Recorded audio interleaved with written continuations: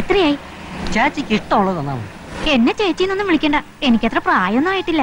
എന്നാ കുഞ്ഞുവാവേന്ന് വിളിക്കാം, അതോ അമ്മച്ചിന്ന് വിളിക്കണോ? നിങ്ങളോട് കാശ് എത്രയെന്നാ ചോദിച്ചേ? മീറ്ററിൽ 10 രൂപയായുള്ളൂ, പക്ഷെ എന്തെങ്കിലും കൂട്ടിത്തരണം. ഞാനൊരു രോഗിയാണ്, ഓപ്പറേഷൻ നടത്താൻ 2 ലക്ഷം രൂപ വേണം. 2 ലക്ഷം രൂപയെ? എന്ത് രോഗമാണ് നിങ്ങൾക്ക്? എന്റെ ഹാർട്ടിൽ കിഡ്നി വളരുന്നു എന്നാണ് ഡോക്ടർമാർ പറഞ്ഞിരിക്കുന്നത്. ഒരു 2 വർഷം. തന്നില്ലെങ്കിലും കുഴപ്പമില്ല, എന്നെ വിട്ടാ മതി. എനിക്കല്ല, ആനയ്ക്കാം.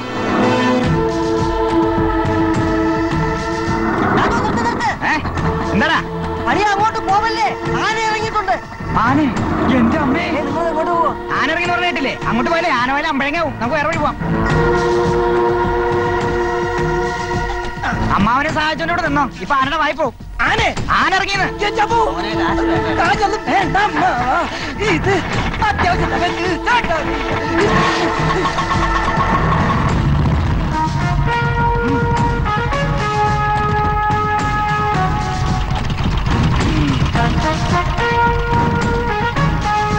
Follow me.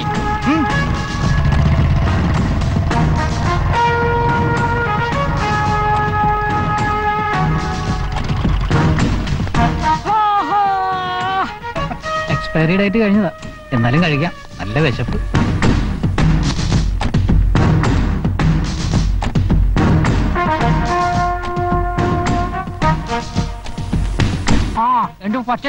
അതിന് സാറിന് പറ്റല്ലോ, പറ്റിപ്പല്ലേ? എന്താ? അല്ല, സാറിന്റെ പറ്റ എഴുതി 200 പേജിന്റെ നോട്ട് ബുക്ക് തീർന്നു, ഇനി പുതിയ ഒരെണ്ണം വാങ്ങണമെന്ന് പറയായിരുന്നു. ചെയ്തു.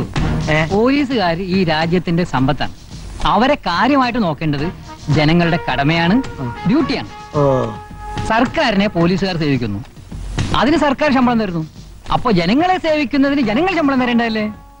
ഇത് പറയുമ്പോ ഞാൻ കൈക്കൂലി ചോദിക്കാണെന്ന് പറഞ്ഞാൽ എങ്ങനെ? അത് വളരെ മോശ. ഒരു 100 രൂപ ചേഞ്ച് ഉണ്ടെങ്കിൽ തന്നെ കടമായിട്ട് തന്നാ മതി. എങ്ങനെ? കച്ചവടമൊക്കെ നന്നായിട്ട് നടക്കുന്നുണ്ടല്ലോ. വളരെ നന്നായിട്ട്. പിന്നെ നമ്മുടെ ഓട്ടോ സുഹൃത്തുക്കളോട് പറഞ്ഞേക്കണം, എനിക്ക് കിട്ടാനുള്ള ആഴ്ചപ്പടി കൃത്യമായിട്ട് കിട്ടിയില്ലെങ്കിൽ പെറ്റി കേസ് ചാർജ് ചെയ്ത് അവന്റെ കട്ടപ്പിളക്കുന്നു. മനസ്സിലായോ? ഞാൻ പറയാം.